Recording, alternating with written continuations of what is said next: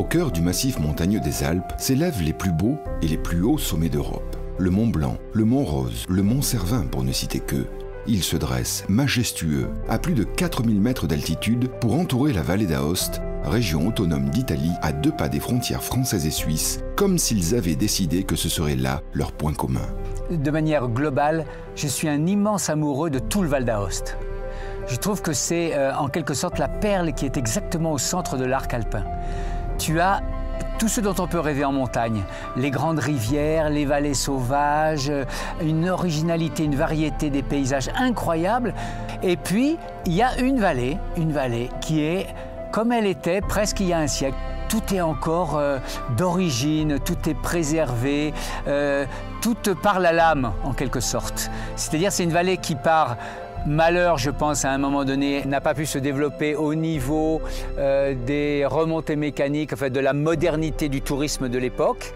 Et en même temps, c'est son bonheur, je pense, et sa chance actuellement, c'est que c'est une vallée réellement préservée, où les gens peuvent trouver une montagne comme celle dont ils rêvent vraiment dans leur rêve d'enfant.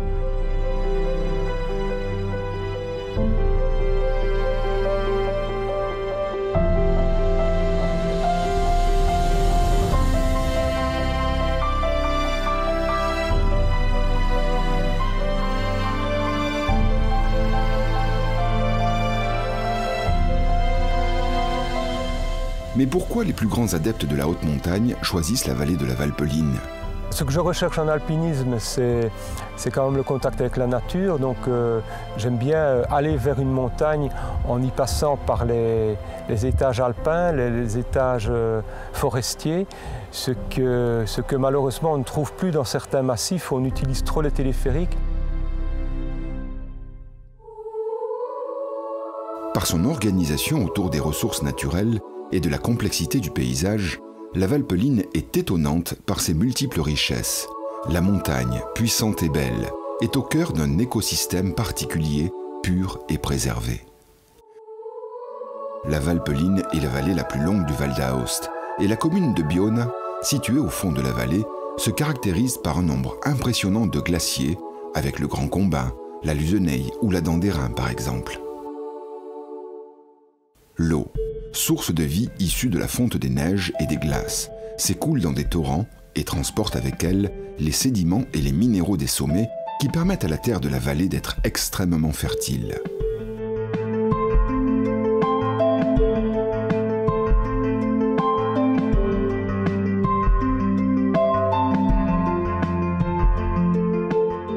Autour de cet or blanc s'organise aussi l'alimentation électrique de la vallée grâce au barrage de Place Moulin, l'un des 5 plus grands d'Europe. Avec sa voûte de 678 mètres de longueur et 155 mètres de hauteur, l'ampleur de l'édifice n'a d'égal que l'économie qu'il génère. Le lac artificiel de Place Moulin, ainsi créé, surprend par sa taille et sa couleur bleu-azur. La faune, la flore, le climat et les panoramas d'une beauté rare ne font que s'ajouter à la magie d'un tel milieu.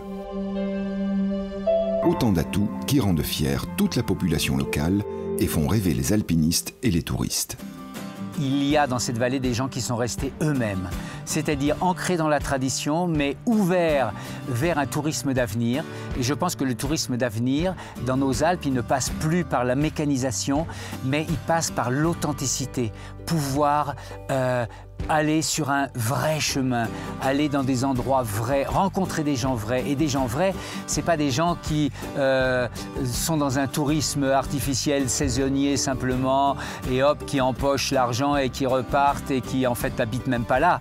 C'est une vallée qui est et surtout qui va redevenir vivante au niveau des gens qui y habitent depuis longtemps, mais aussi des jeunes. Donc le tourisme a un sens somme toute assez noble, qui est un échange de culture qui est un peu tombé en désuétude aujourd'hui. Donc quand on parle tourisme et tourisme de montagne en particulier, bien évidemment c'est forcément un tourisme relativement rural qu'on peut offrir en montagne.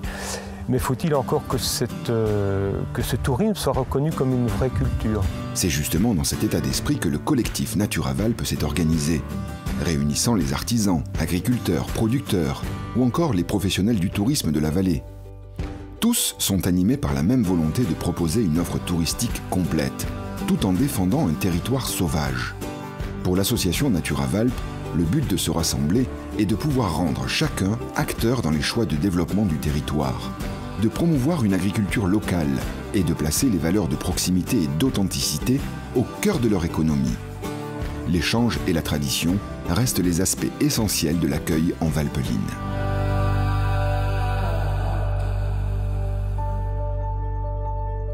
Et alors c'est le côté, je trouve, extraordinaire, prémonitoire, mais aussi incroyablement courageux de cette association, bien sûr de Daniel Lepeye, mais tous ceux qui l'ont rejoint, c'est de se dire on va se battre non pas pour devenir riche, mais pour vivre au pays, pour permettre aux jeunes de vivre au pays. Quand tu penses que finalement ces gens-là arrivent à faire entièrement revivre un pays au niveau des légumes, des potagers, de l'élevage, donc tout est vrai, tout est beau.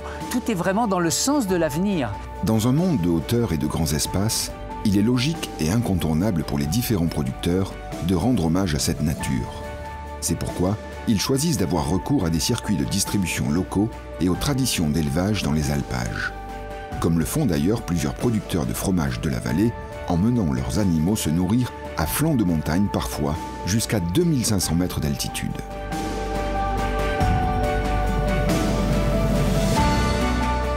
Par le biais de l'agrotourisme, la Valpeline fait alors découvrir son territoire à la ruralité assumée, chargée de toute son histoire et de ses traditions ancestrales, à des vacanciers amateurs de simplicité et de contact direct avec la vie locale. Une façon responsable, durable et définitivement humaine de faire vivre l'ensemble des villages de la vallée.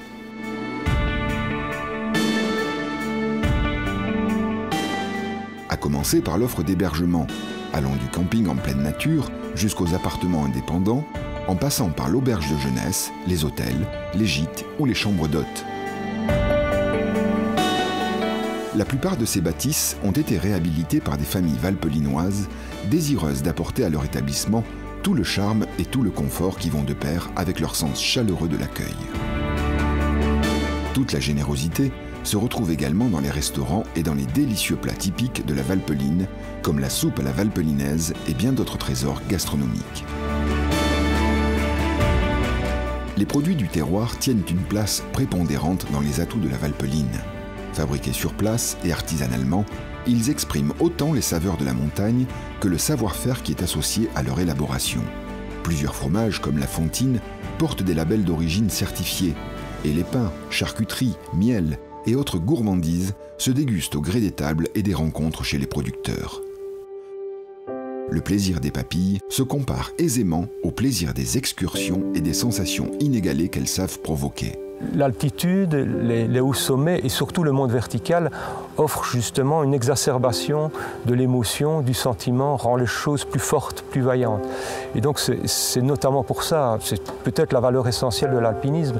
Donc évidemment, il faut le trouver où c'est encore le mieux possible de pratiquer. En tout cas pour moi, ce contact avec la nature est absolument nécessaire et indispensable, quoi. L'histoire de l'alpinisme n'oubliera pas que le plus illustre, Edward Whymper, engagea en 1860 son premier guide de montagne qui n'était autre qu'un habitant de Biona. Et c'est en Valpeline qu'il fit ses premiers pas d'alpinisme. En Valpeline, il y en a pour tous les goûts et pour tous les niveaux. Les sentiers balisés qui sillonnent la montagne s'ouvrent sur une biodiversité exceptionnelle et permettent de côtoyer les espèces de la faune et de la flore alpine. C'est d'ailleurs en Valpeline que se situe Montagnais, la plus grande réserve naturelle du Val d'Aoste. Rien ne vaut les randonnées pour y découvrir une flore exceptionnelle.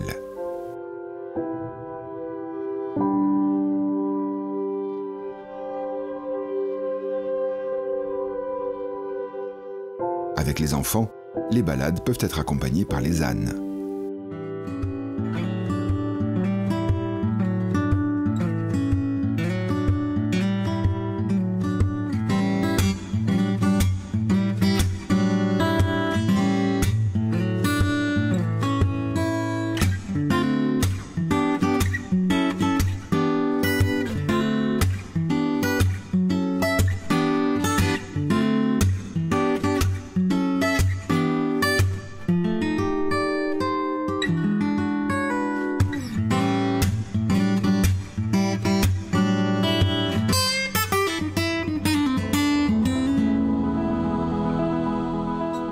Les plus courageux peuvent poursuivre leur randonnée jusqu'au refuge de montagne situé entre 2000 et 2818 mètres d'altitude, qu'on rejoigne le refuge de Praraillé par le magnifique sentier pédestre longeant le lac Place Moulin, ou encore les Crêtes Sèches, le refuge Aosta, ou celui de Nakamouli.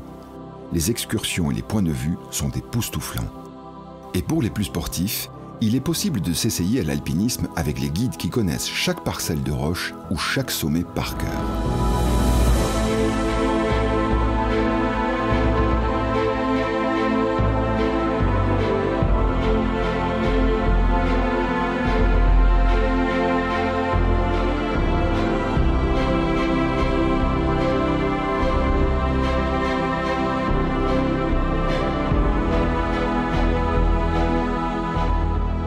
Le paysage alpin est aussi un excellent terrain de jeu pour d'autres disciplines sportives, comme le mountain bike ou le biathlon.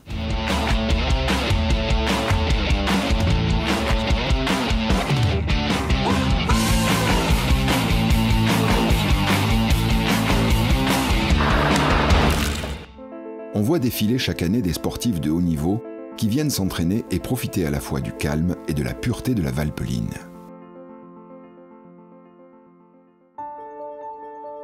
Séjourner en Valpeline de façon permanente ou temporaire, c'est faire le choix d'un retour aux origines et de s'approprier un cadre naturel préservé et grandiose. Autour des valeurs de transmission, de générosité et de maintien d'un mode de vie selon une éthique responsable, la vallée de la Valpeline s'inscrit parmi les lieux touristiques d'Italie les plus authentiques et les plus agréables. Ici, au fil des saisons, la nature à l'état brut et les montagnes impressionnantes n'ont pas leur pareil. Ailleurs, on se sent bien. En Valpeline, on se sent vivre.